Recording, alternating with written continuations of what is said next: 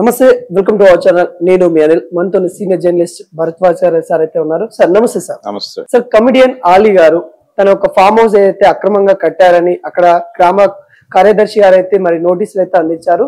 Sir దాని వెనుక ఉన్న ఏంటి, అసలు అక్రమ కట్టడాలు ఏం చేస్తా ఉన్నాడో, ఫామ్ హౌస్ గురించి ఏం చెప్తారు? అంటే ఆలీకి నోటీసులు అనగానే వెంటనే ప్రజలకి అనుమానం వచ్చేది ఏపీ గవర్నమెంట్ నుంచి నోటీసులు వచ్చాయా లేకపోతే ఏపీ పోలీస్ నుంచి నోటీసులు వచ్చాయా అనేటువంటి అనుమానం. అంటే ఈ మధ్య నోటీసుల కాలం నడుస్తోంది. అంటే పౌసాని వీళ్ళందరికీ చూసాం మనం. వర్మ గారు, రామ్ గోపాల్ వర్మ గారికి నోటీసులు, పౌసాని కృష్ణమురళికి నోటీసులు, ఇలాగా. సో ఈ పరంపరలో ఈయనతో కూడా కొంత, ఈయనకి కూడా అంటే ఆలీకి కూడా వైఎస్ఆర్సీపీతో జర్నీ ఉంది. అందరికంటే ముందు తెల్ల జెండా ఎగరేసి రాజకీయాలకు బై చెప్పేసిన వాడు ఆలీ. ఆయన బై చెప్పేసిన తర్వాత కూడా మళ్ళీ నోటీసులు ఇవ్వటం ఏమిటి అని చెప్పేసి అనుకుంటారు. కానీ ఇది తెలంగాణ నుంచి వచ్చినటువంటి నోటీసులు, ఇది హైడ్రా నోటీసులు అందుకున్నాడు ఆయన. అంటే నవాబ్పేట దగ్గరలో ఆయన ఫామ్ హౌస్ ఉంది వికారాబాద్ రూట్ లో. అయితే ఇందులో అక్రమ నిర్మాణాలు చేపట్టబోతున్నారు అనేది సమాచారంతో నోటీసులు ఇచ్చారు. నిజ తప్ప ఇంకా నిర్మాణాలు మొదలు కాల, ప్రారంభ దశలోనే అడ్డుకున్నారు. కాబట్టి ఆయన ఖచ్చితంగా దాన్ని పాటించి తీరాల్సినటువంటి పరిస్థితి. ఇప్పటి వరకు ఆయన ఏదైనా కన్స్ట్రక్షన్ మొదలుపెట్టి ఉంటే ఆపేస్తాడు. ఇది కొంచెం హైడ్రా అనేది సీరియస్ గానే ఉంది నిర్మాణాలు, అక్రమ నిర్మాణాల పట్ల అనేది. ఆల్రెడీ సినిమా నటులనైనా స్పేర్ చేయటం లేదు అనేది అన్కన్వెన్షన్ వ్యవహారంతో మనకి స్పష్టమైంది. అంటే ఆయన తన ప్రభుత్వానికి సంబంధించినటువంటి ఒక ప్రభుత్వం మీద ఒక నమ్మకాన్ని కలిగించటం అనేది కొంచెం హెరాయిక్ ఇమేజ్ తీసుకురావడానికి హైడ్రా ఉపయోగపడుతుంది అని రేవంత్ రెడ్డి గారు నమ్ముతున్నాడు. ఈ నమ్ముతున్నటువంటి క్రమంలోనే హైడ్రా ఒరిజినల్ గా లక్ష్యం ఏమిటి, కేవలం ఈ అక్రమ నిర్మాణాలు కట్టడి చేయటం, అలాగే ఈ చెరువులు కుంటలు ఆక్రమణలకు గురి కాకుండా చూడటం మాత్రమే కాదు, ప్రభుత్వ ఆస్తుల పరిరక్షణ అనేది కూడా హైడ్రా ప్రోగ్రామే. అసలు ప్రధానమైన కార్యక్రమం అదే. ప్రభుత్వ ఆస్తుల పరిరక్షణ అనే కార్యక్రమంలో భాగంగానే హైడ్రా అనేది ఏర్పడింది. దానికి ఇవన్నీ కూడా అదనపు అధికారాలు. అంటే అక్రమ నిర్మాణాల మీద కావచ్చు, అలాగే ఈ చెరువులు కుంటలు ఆక్రమణల మీద కావచ్చు, వాళ్ళు కొంచెం సీరియస్ గా వ్యవహరిస్తున్నారు. అలాగే మూసీ నది ప్రక్షాళన కార్యక్రమం ఒకటి. ఈ ఆపరేషన్స్ మీద రకరకాల విమర్శలు ఉన్నాయి. ఉన్నప్పటికీ ఇలాంటి చర్యలు చేసినప్పుడు మళ్ళీ ఒక అప్రిసియేషన్ వస్తుంది జనం నుంచి. ఇప్పుడు ఆలీ నిర్మాణాలు చేపట్టాడు అక్కడ, అదేదో చూసి చూడనట్టు వ్యవహరించడం కాకుండా నోటీసులు సర్వ్ చేసి మీరు ఇమ్మీడియట్ గా నిర్మాణాలు ఆపేయాలి, లేకపోతే ఫర్దర్ గా కూల్చివేతలకి గురవుతారు అని చెప్పడం. ఇది ప్రభుత్వం మీద ఒక గౌరవాన్ని పెంచేటువంటి చర్య. అంటే ఎవరిని స్పేర్ చేయటం లేదు అనే ఒక ఇమేజ్ కావాలంట. అందుకని అందులో భాగంగానే అలీకి నోటీసులు సర్వ్ అయినాయి. ఆయన కూడా ప్రభుత్వ వ్యతిరేక కార్యక్రమాలకి పాల్పడటమో లేకపోతే ఏదో పద్ధతిలో పర్మిషన్ తెచ్చుకుందామనో ప్రయత్నం చేస్తాడని నేనైతే అనుకోవడం లేదు. ఆయన గౌరవప్రదంగానే ప్రభుత్వ నిర్ణయానికి కట్టుబడి ఏ మేరకు నిర్మాణాలు వెళ్ళాలి అనేది వాళ్ళ గైడెన్స్ లోనే ఆ నిర్మాణాలను ఏం చేయాలి మొదలుపెట్టి ఉంటే, ఫామ్ హౌస్ లో నిర్మాణాలు ఆల్రెడీ ఉండుంటాయి, ఆ ఉన్నవి డిస్టర్బెన్స్ అయి ఉండకపోవచ్చు. ఇప్పుడు కొత్తగా చేపడుతున్నటువంటి నిర్మాణాల మీద సర్వ్ అయినటువంటి నోటీస్ గానే కనిపిస్తోంది.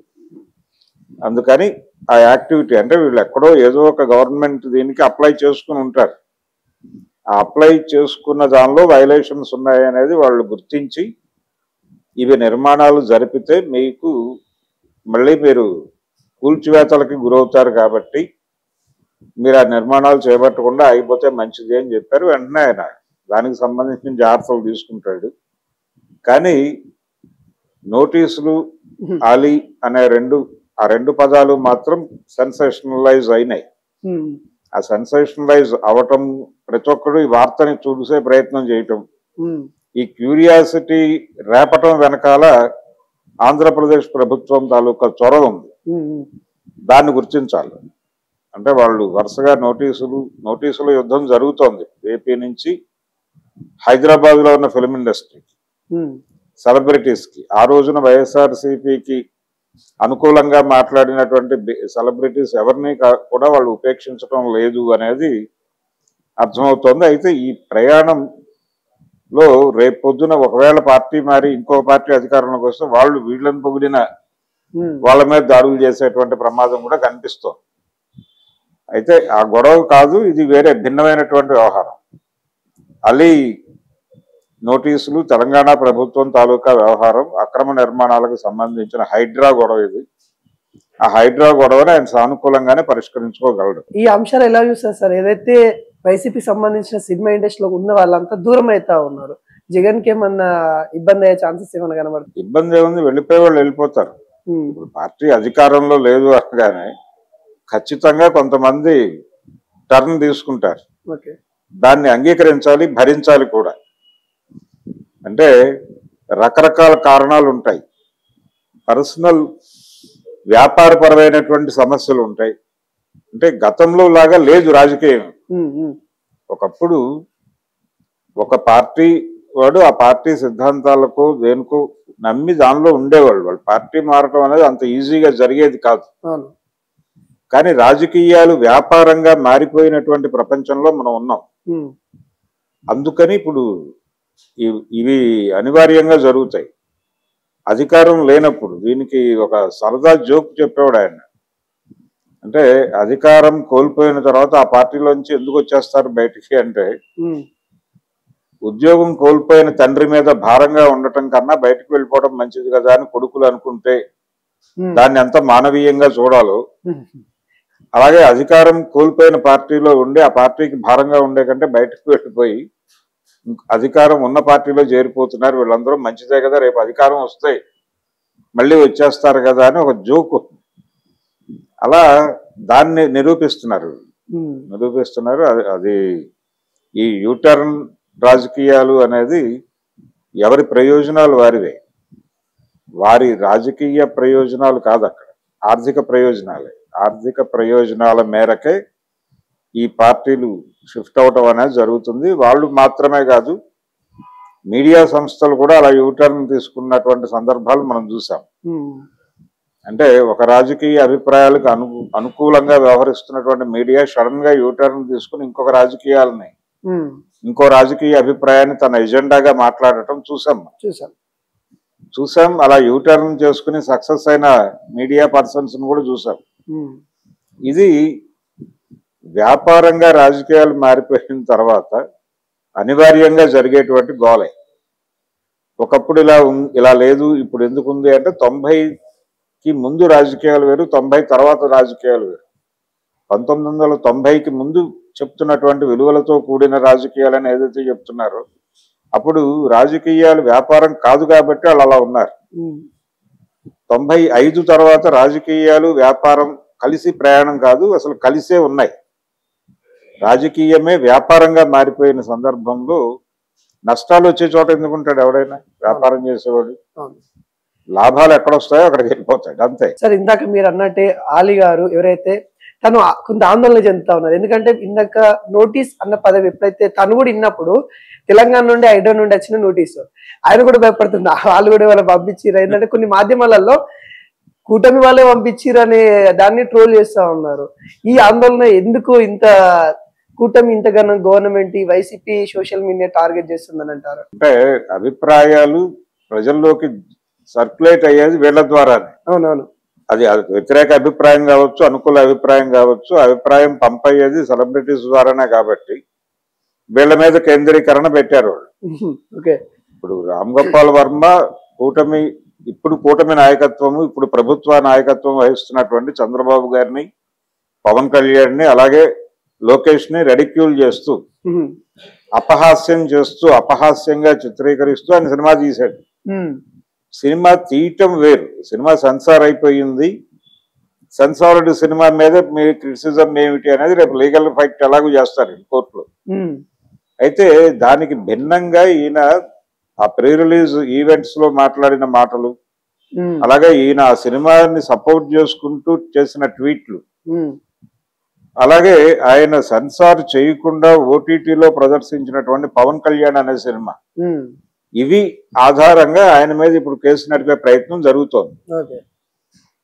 ఇలా ఇదే పద్ధతిలో తెలుగుదేశం వైపు నుంచి కూడా సినిమాలు వచ్చాయి ఉమ్, జగన్ ని టార్గెట్ చేస్తూ. రాజధాని ఫైల్స్ అనే సినిమా వచ్చింది, వివేకం అనేటువంటి ఒక సినిమా. వివేకం అనేది అది సెన్సార్ కాలేదు, అది త్రూ సోషల్ మీడియా పంపు చేశారు. ఓకే. కానీ సెన్సార్ అయిన సినిమా రాజధాని ఫైల్స్ థియేటర్లో రిలీజ్ అయింది. అది ఉమ్, ఆ సినిమాలో జగనే నేరుగా గొడ్డలు తీసుకుని ఒక హత్య చేసినట్టుగా సన్నివేశం ఉంది. ఉమ్, అంటే జగన్ స్వతహాగా హంతక స్వభావం కలిగినటువంటి వ్యక్తి అని మీరు సినిమాలో ఎస్టాబ్లిష్ చేశారు. ఉమ్, ఆ క్యారెక్టర్ పేరు వేరే కావచ్చు, గగన్ ఇంకేదో పెట్టారు, కానీ అది చూడగానే జగన్ అనేది అర్థం అవుతుంది. అర్థమవుతుంది. కాబట్టి మీరు ప్రజలకి ఒక వ్యక్తి గురించి నెగిటివ్ ఒపీనియన్ కన్వే చేశారు కదా.